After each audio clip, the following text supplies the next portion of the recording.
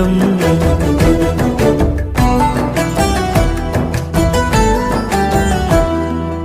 ఒకసారైనా నువ్వు కనబడితే నయనానందం. ఒక మాటైనా పలికావంటే శ్రవణానందం. ఒక అడుగైనా నాతో వేస్తే అమితానందం.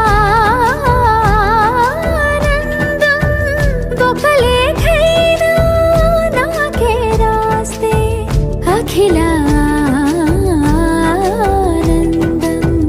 లేఖలు అన్నీ శుభలేఖలైతే, అడుగులు అన్నీ 7 అడుగులైతే చిన్న ఆనందం.